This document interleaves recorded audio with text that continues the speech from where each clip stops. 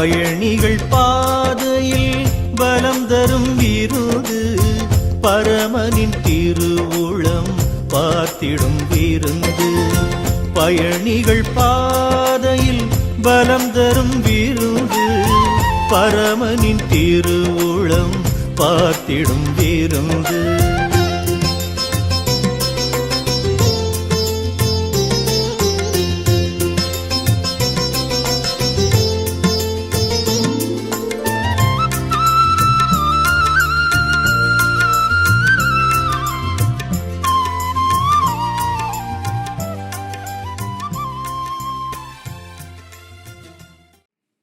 கண்களை மூடி ஆண்டவரை நோக்கி பார்ப்போம்.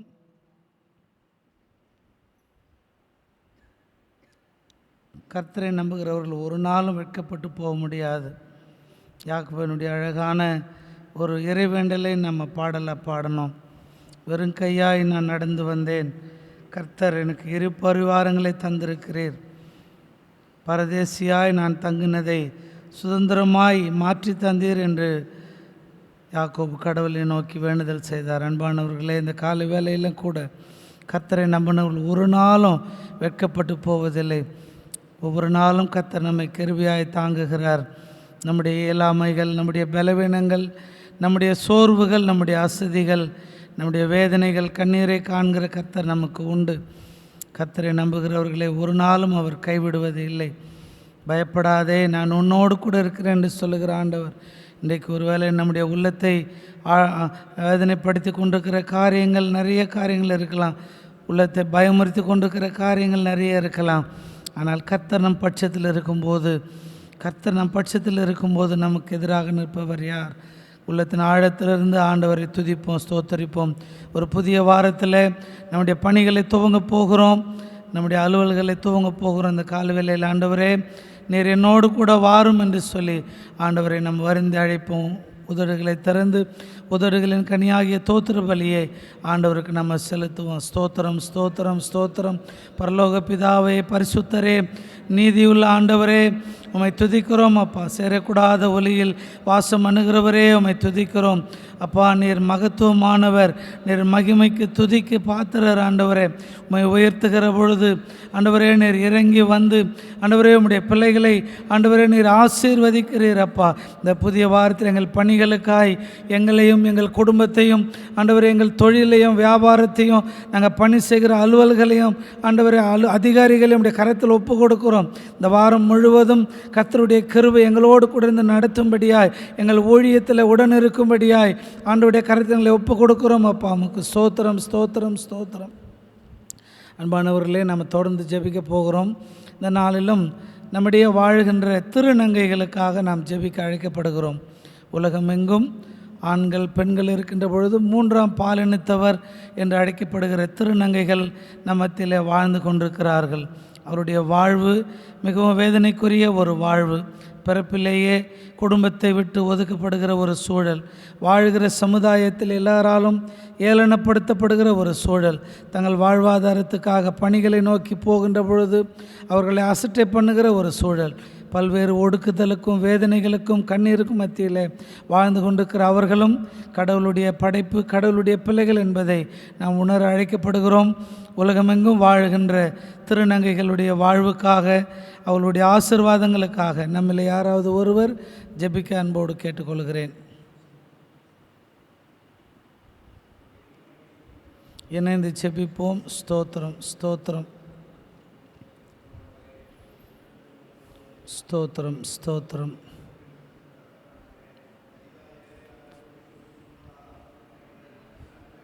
ஸ்தோத்திரம், ஸ்தோத்திரம்.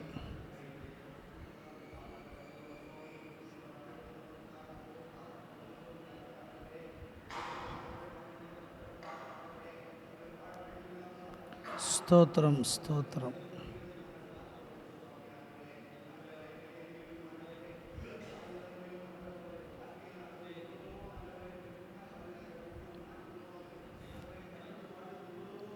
ஸ்தோத்திரம், ஸ்தோத்திரம்.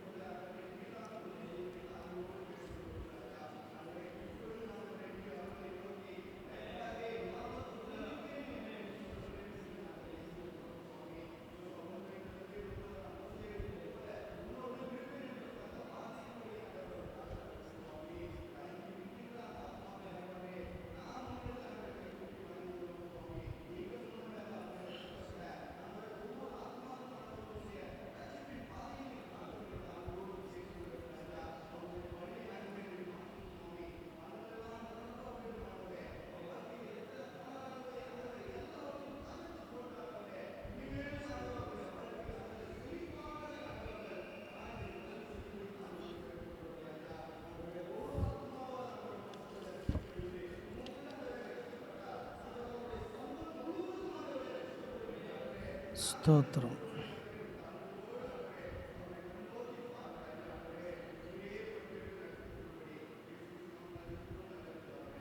ஆமென். கர்த்தர் நம்முடைய ஜெபத்தை கேட்டு உலகமெங்கும் வாழ்கின்ற திருநங்கைகளுடைய வாழ்வு பாதுகாக்கப்பட உடைய கர்த்தர் ஆசீர்வதிக்க போவதுக்காய் வழிநடத்த போவதுக்காய் கர்த்தரை ஸ்தோத்தரிப்போம். ஸ்தோத்திரம் ஸ்தோத்திரம் ஸ்தோத்திரம் ஸ்தோத்திரம். அன்பானவர்களே, தொடர்ந்து நம்முடைய திருச்சபை குடும்பத்தாருக்காக நம்ம ஜெபித்து வருகிறோம். இந்த நாளிலும் பெயர் வாசிக்கிற குடும்பங்களுக்காக, அவர்களுடைய நன்மை ஆசீர்வாதங்களுக்காக, சுகத்துக்காக, சமாதானத்திற்காக நம்மில் யாராவது ஒருவர் ஜெபிப்போம். Thiru Anandkumar, Thiru Luke Jayarajan, Thirumathi Suthanthira Bai, Thiru Manickam, Thiru Leo Gnanasingh, Thiru David Rajkumar, Thiru John Saravanan, Reverend Charles Edwin, Thiru Samuel Soundararajan. இந்த குடும்பங்களுக்காக ஜெபிப்போம். நான் மறுபடியும் வாசிக்கிறேன். Anandkumar, Luke Jayaraj, Mrs Suthanthira Bai, Manickam, Leo Gnanasingh, David Rajkumar, John Saravanan, Reverend Charles Edwin, Thiru Samuel Soundararajan. இந்த குடும்பங்களுக்காக யாராவது ஒருவர் ஜெபிப்போம்.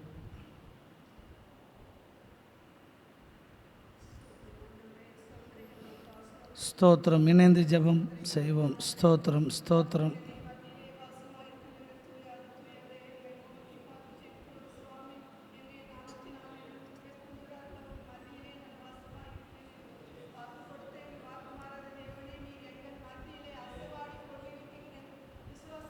ஸ்தோத்திரம் ஸ்தோத்திரம்.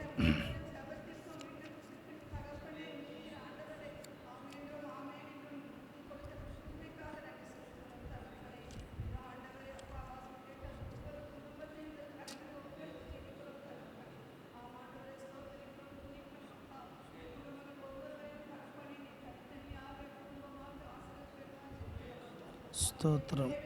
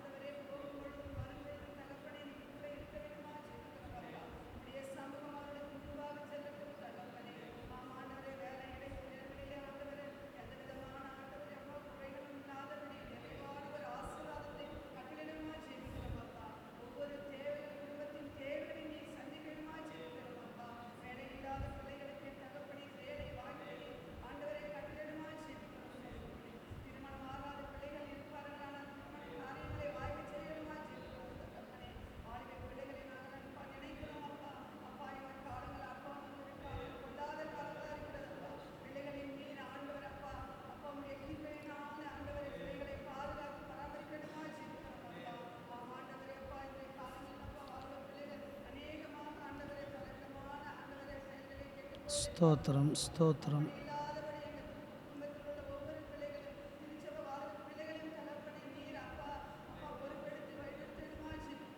ஆமென். ஸ்தோத்திரம்.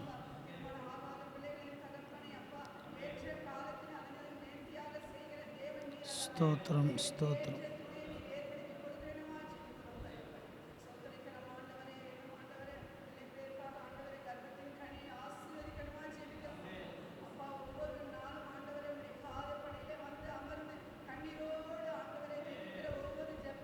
ஸ்தோத்திரம்.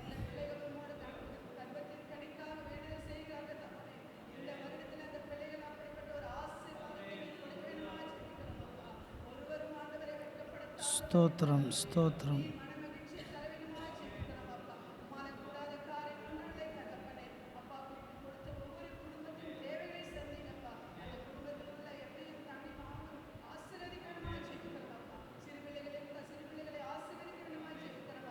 ஸ்தோத்திரம்.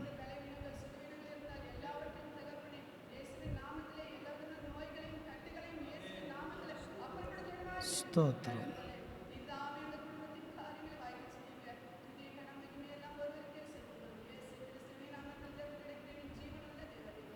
ஆமென். கர்த்தர் நம்முடைய ஜெபத்தை கேட்டு நம்முடைய திருச்சபை குடும்பங்கள் வாழ்விலே நன்மை செய்ய போகிறதுக்காய், ஆசீர்வதித்து வழிநடத்த போகிறதுக்காய் கர்த்தரை ஸ்தோத்தரிப்போம். ஸ்தோத்திரம் ஸ்தோத்திரம் ஸ்தோத்திரம் ஸ்தோத்திரம்.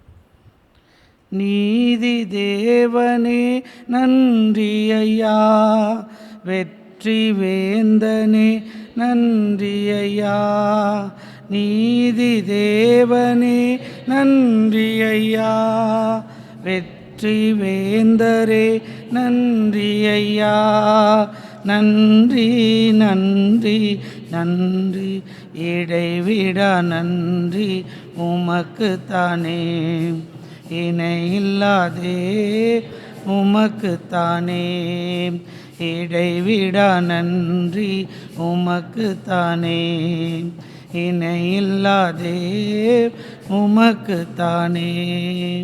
உட்காருவோம். அப்போஸ்தலர் 10ஆம் அத்தியாயம் வசனங்கள் 1 - 4 முடிய யாராவது ஒருவர் வாசிப்போம்.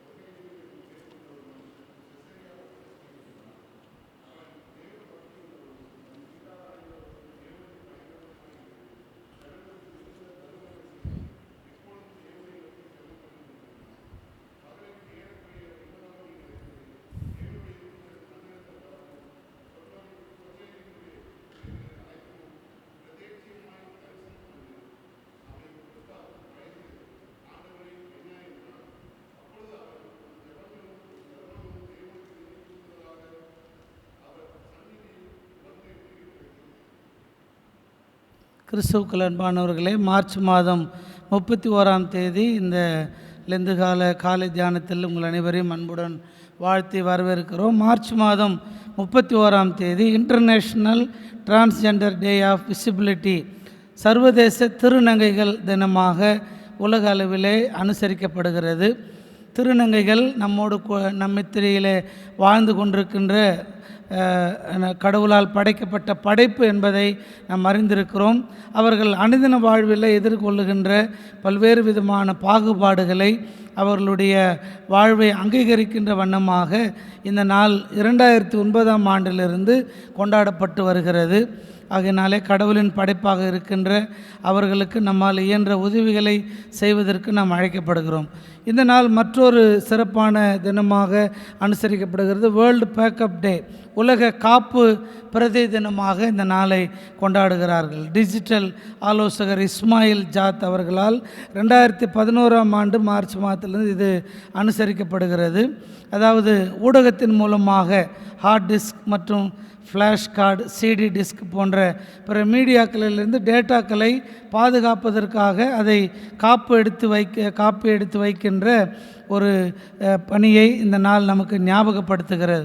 தகவல் பரிமாற்றத்திற்கு மிகவும் உதவியாக இருக்கின்ற பல்வேறு விதமான ஊடக செய்திகள் மற்றும் பல்வேறு விதமான பயனுள்ள தகவல்களை நாம் பாதுகாக்க வேண்டும் என்கின்ற அறைகூவலை நமக்கு கொடுக்கின்றது.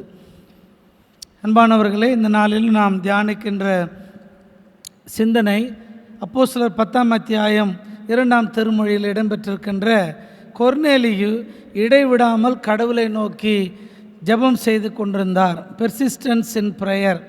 கொர்நேலியு என்பவர் இத்தாலியிலே வாழ்ந்து கொண்டிருந்த செசரியா பட்டணத்தில் வாழ்ந்து கொண்டிருந்த ஒரு இராணுவ தளபதி, 100க்கு அதிபதி என்று சொல்லுகிறார்கள். இது ரோமர்களுடைய ஆதிக்கத்தின் கீழாக இருந்தது. கொர்நேலியு ஒரு யூதர் அல்ல, ஆனால் ரோம அரசாங்கத்தின் கீழாக பணி செய்து கொண்டிருந்தவர். ரோமர்களுக்கு கடவுள் யாருன்னு சொன்னால் சீசர் தான் அவங்களுக்கு கடவுள், மற்றபடி வேறு யாரையுமே அவங்க கடவுளாக வணங்க மாட்டார்கள். இப்படிப்பட்ட சூழலிலே 100க்கு அதிபதியாக பணி செய்து கொண்டிருந்த கொர்நேலியனுடைய வாழ்வில் இருந்த நற்பண்புகளை அடுத்து வருகின்ற வசனங்கள் அழகாக சொல்லுகின்றது. அவர் தெய்வ பக்தி மிகுந்தவராய் காணப்பட்டார். கடவுளுக்கு பயந்தவராக அவர் மட்டும் இல்லை, கூடவே அந்த வார்த்தை வாசிக்கும் போது தன் வீட்டார் அனைவரோடும் கூட என்று லூக்கா எழுதுகிறதை பார்க்கிறோம். 3வது பண்பாக தான தர்மங்களை அதிகமாக செய்து கொண்டிருந்த ஒரு மனிதனாக கொர்நேலியு இருந்தார். அடுத்து தேவனை நோக்கி எப்பொழுதும் ஜெபிக்கின்ற ஒரு மனிதராக அவர் இருந்தார். பைபிளில் 667 ஜெபங்கள் இடம்பெற்று இருப்பதாக சொல்கிறாங்க. அதில் 454 ஜெபங்கள் பதில் கிடைத்த ஜெபங்களாக பதிவு செய்யப்பட்டிருக்கிறது. இடைவிடாமல் ஜெபிக்க இந்த 454 ஜெபங்கள் நமக்கு உந்துதலை ஊக்கத்தை தருகின்ற ஒன்றாக இருக்கிறது. ஜெபத்தில் நிலைத்திருப்பதனுடைய முக்கியத்துவத்தை நாம் சிந்திப்போம் என்று சொன்னால், அதை ஆழ்ந்து பார்க்கின்ற பொழுது இது சாத்தியமா, இடைவிடாமல் ஒருத்தரால் ஜெபம் பண்ண முடியுமா அப்படின்ற ஒரு கேள்வி எழும்புகிறது.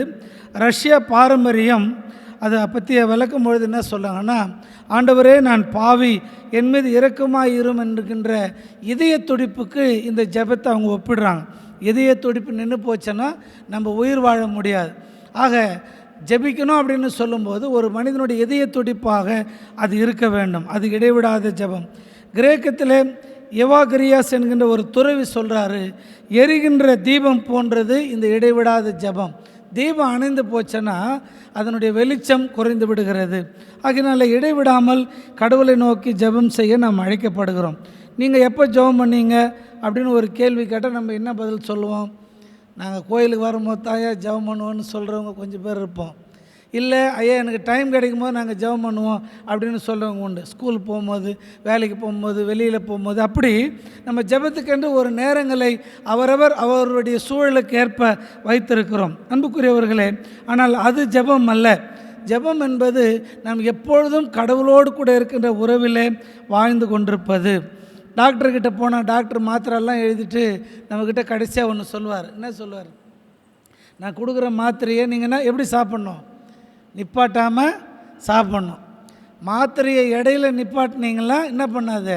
மருந்து வேலை செய்யாது.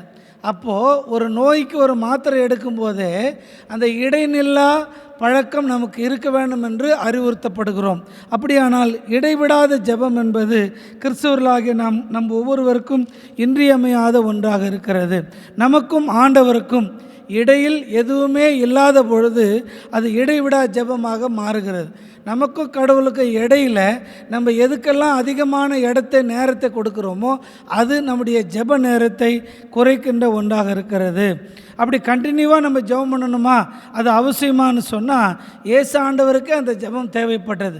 அதிகாலையில் ஜெபிக்க தொடங்கினவர் அதற்கு பிறகு நன்மை செய்ய ஜெபிக்க தொடங்குகிறார், உணவருந்தும் போது ஜெபிக்க தொடங்குகிறார், உறங்கும் போது ஜெபிக்க தொடங்குகிறார், முழுவதும் ஜெபிக்க தொடங்குகிறார். அவருக்கே அந்த இடைநில்லா ஜெபம் தேவைப்படுகிற பொழுது நமக்கு தேவைப்படுகிறது. ஒரு இடத்துக்கு நம்ம புறப்பட்டு போனோம்னா, இப்போ இல்லை, முன்னாடி எல்லாரும் நின்று ஏறுற ஒரு பஸ்ஸு என்னென்னா பாயிண்ட் டு பாயிண்ட் பஸ்ஸு. அதுக்கு என்ன பேருன்னா இடைநில்லா பேருந்து அப்படின்னு போடுவாங்க. அதை பார்த்து தான் ஏறுவோம். ஏன்னா நான் ஸ்டாப்பாக நம்ம போய் சேரணும். அப்போது நாம் நம்முடைய சௌகரியங்களுக்கு இடைநில்லா காரியங்களை நாம் பயன்படுத்தி கொள்கிற பொழுது ஜெபமும் நமக்கு அவசியமான ஒன்றாக இருக்கிறது. பலர் பிரச்சனைகள் போராட்டங்கள் வரும்பொழுது மனம் உடைகின்ற பொழுது ஜெபிக்கிறவர்களாக இருக்கிறார்கள். அன்புக்குரியவர்களே, கொர்நேலியனுடைய ஜெபம் கடவுளை எட்டினது என்று இங்கே பார்க்கிறோம். கொர்நேலியு கடவுளை அறிந்த ஒரு நபர் அல்ல, மாறாக கடவுளுக்கு முன்பாக பயபக்தியோடு வாழ்ந்தவர். தன் வீட்டார் அனைவரோடு கூட தெய்வ பக்தியிலே நிறைந்திருந்தவர், தான தர்மங்களை செய்தவர். இந்த நாளில் திருநங்கைகள் தினமாக நாம் அவர்களை நினைவு கூறுகிறோம். அன்பானவர்களே, நாம் வாழ்கிற சூழலில் உலகத்தில் நம்மத்தில் இருக்கிற திருநங்கைகளுக்கு நம்மால் இயன்ற தான தர்மங்களை செய்வதற்கு நாம் அழைக்கப்படுகிறோம். ஒருவேளை தமிழ்நாடு இறையியல் கல்லூரிக்கு போகிறதுக்கு முன்னாடி வரைக்கும் உலகத்தில் இருக்கிற மற்றவங்க பார்க்குற ஒரு பார்வை தான் அந்த திருநங்கைகளை பற்றி இருந்தது. ஆனால் கல்லூரி தான் அங்கே அவர்களுடைய வாழ்வின் போராட்டங்களை மாணவர்களாக எங்களுக்கு வெளிச்சம் போட்டு காண்பித்தது. பல்வேறு விதமான ஒடுக்குதல்களுக்கும் வேதனைகளுக்கும் ஆளாகின்ற ஒரு சமூகம் தான் திருநங்கை சமூகம். நம்ம டிராஃபிக் சிக்னலில் நிற்கும் போது ஒரு சிலர் நம்மக்கிட்ட உதவி கேட்பாங்க. சில நேரத்தில் நம்ம முகம் சுழிப்போம் அல்லது அவங்க கிட்ட வரதே விரும்ப மாட்டோம். அப்படி அல்ல, அவர்களும் கடவுளுடைய படைப்புகள். நம்மால் இயன்ற உதவியை மனம் கோணாமல் அவர்களுக்கு செய்வது மிகப்பெரிய ஒரு தர்மம் என்பதை நாம் புரிந்து கொள்ள அழைக்கப்படுகிறோம். கொர்நேலியு யாருக்கெல்லாம் தர்மம் செஞ்சாருன்னு சொல்லி இல்லை, ஆனால் தர்மம் செய்கிற பழக்கம் அவருக்கு இருந்தது. அவருடைய ஜெபம் கடவுளை எட்டினதுக்கு இன்னொரு காரணம் அவர் செய்து வந்த தான தர்மங்கள் என்பதை நாம் புரிந்து கொள்ள அழைக்கப்படுகிறோம். அன்புக்குரியவர்களே, கடவுளை எட்டுகின்ற வரை நாம் ஜெபிக்க அழைக்கப்படுகின்றோம். கடவுளை எட்டுகின்ற அளவுக்கு தான தர்மங்களை செய்ய நாம் அழைக்கப்படுகின்றோம். நமக்கென்று நேரம் ஒதுக்குகிற கடவுள். சங்கீதக்காரனுடைய அந்த வசனத்தை வாசிக்கும் போது இஸ்ரவேலை காக்கிறவர் உறங்குவதும் இல்லை தூங்குவதும் இல்லைன்னு சொல்லலாம். அவர் ஒரு நிமிஷம் நம்மளை பற்றி கவலை இல்லாமல் கண்ணு மூடிட்டா நமக்கு அது அவ்வளோதான். அப்படி கடவுள் நம்மேல் அக்கறை உள்ளவராக இருக்கிற பொழுது நாமும் கடவுளிடத்தில் இருக்கின்ற ஜெப வாழ்க்கையில் நிலைத்திருக்க அழைக்கப்படுகிறோம்.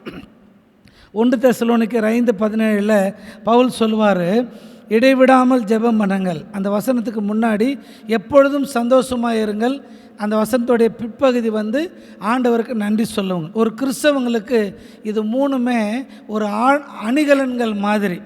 எப்பொழுதும் சந்தோஷமாக இருக்க விரும்புகிறவங்க ஜெபம் செய்யணும். அப்படி ஜெபம் செய்யும் பொழுது இந்த சந்தோஷம், மகிழ்ச்சி, ஜெபம் நம்முடைய உள்ளத்திலிருந்து கடவுளுக்கு நன்றி செலுத்துகின்ற ஆசீர்வாதமான வாழ்க்கையை நமக்கு கொண்டு வருகிறது. திருமறையில் புதிய ஏற்பாட்டில் மட்டும்தான் அடியாலிப்டோஸ் என்கிற இந்த வார்த்தையை பவுல் பயன்படுத்துகிறாருன்னு சொல்கிறாங்க. அதுக்கு என்ன அர்த்தம்னா, தொடர்ந்து, விடாமல், நிறுத்தாமல் நம்மால் ஜெபிக்க முடியும். நம்ம பணி செய்யும் பொழுது உள்ளத்திலிருந்து மௌனமாக, நம்ம வேலை செய்யும் பொழுது அலுவலகத்தில் எப்போ வேணால் கடவுளை நோக்கி நம்மால் ஜெபிக்க முடியும். உறங்கும்பொழுது தாவீது சொல்கிறாரு, நான் உறங்கும் பொழுது என் ஆத்துமா கடவுளை நோக்கி பார்க்கிறது என்று சொல்லி. ஆகையினாலே அன்புக்குரியவர்கள், ஒவ்வொரு கிறிஸ்தவர்களாக இந்த அர்ப்பணம் நமக்கு தேவை. இந்த பகுதிக்கு விளக்கம் கொடுக்குற ஸ்பர்ஜன் ஐயா கூட அதை தான் சொல்கிறார். இது ஒரு அணிகலன் மாதிரி ஒவ்வொரு கிறிஸ்தவங்களுக்குன்னு சொல்லி. ஆமாம், நான் முடிக்கிறேன். மீட்பு என்பது அனைவருக்கும் உரியது. விருத்த சேதனம் பெறாத கொர்நேலியின் மேல் கர்த்தருடைய தூதனை இறங்கி அவருடைய ஜெபத்திற்கு பதில் கொடுக்க வைத்தது அவரது இடைவிடாத ஜெபம். இடைவிடா ஜெபம் நம்முடைய ஆவிக்குரிய தொடர்பு சாதனம் என்பதை மறந்து போக வேண்டாம். ஆவிக்குரிய வாழ்க்கை அணையாதிருக்க வேண்டுமானால் ஜெபம் என்கிற எண்ணெயை இடைவிடாமல் நம்முடைய வாழ்க்கையில் ஊற்றி கடவுளுடைய சமூகத்தில் ஜெபிக்க அழைக்கப்படுகிறோம். அப்படி ஜெபிக்கருடைய வாழ்வு, அவருடைய ஜெபங்கள் கடவுளுக்கு கேட்கப்படுகிறது. கர்த்தருடைய தூதன் இறங்கி அவர்களுக்கு நன்மை செய்கிறதை பார்க்கிறோம். இந்த நாள் முழுவதும் இந்த சிந்தனை வழி கடவுள் நம்மை வழி நடத்தி காப்பாராக. கண்களை மூடி ஆண்டவரை நோக்கி பார்ப்போம்.